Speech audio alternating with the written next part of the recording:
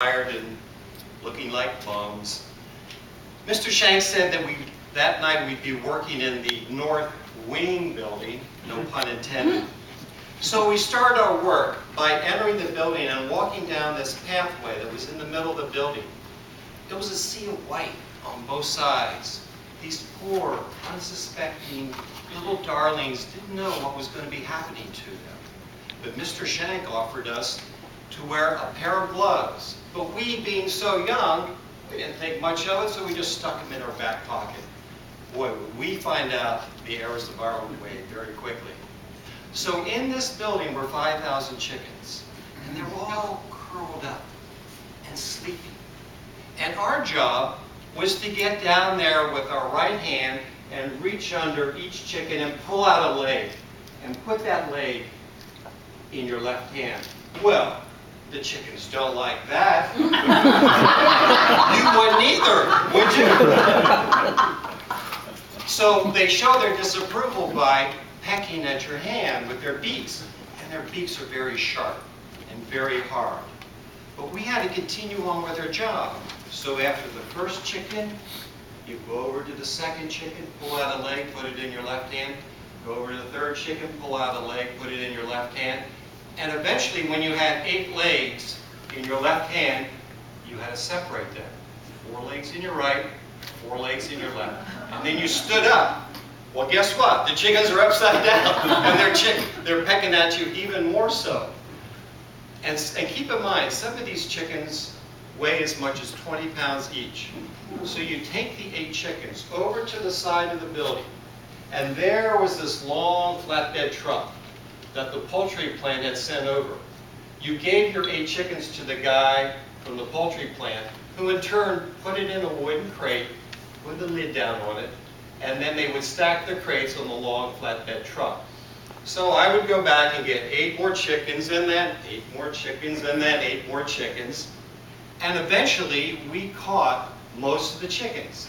But at the very end, you're going to end up with about 100 chickens who are wide awake. They're not looking for you, and they're running all over the place. So we broke up into small groups to try to dive for them, corner them, get them any way that we could. And I had gotten a couple, and I had taken them over to the flatbed truck. And on the way back, I saw Mr. Shank. He was on his knees, and he had these 2 chickens that he had just caught. But this other chicken came right up in back of him and walked up his back and perched itself on his shoulder and started to peck, peck, peck on his head. And Mr. Shank took a swipe and couldn't get it off. He said, "Get this chicken off of me."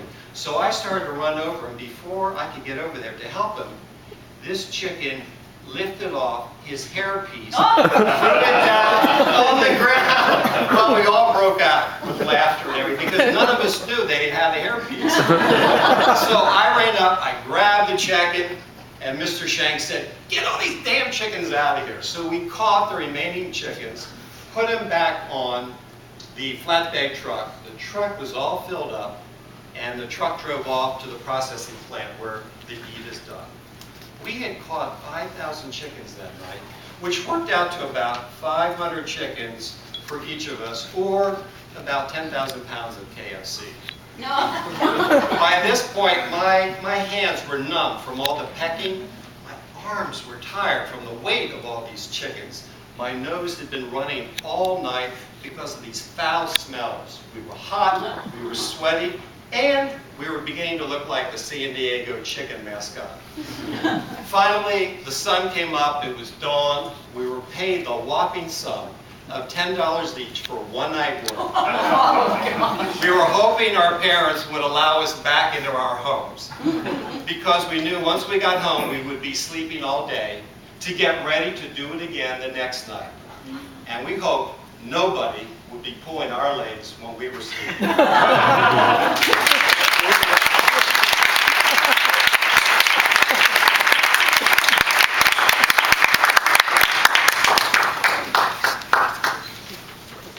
On the clock, please.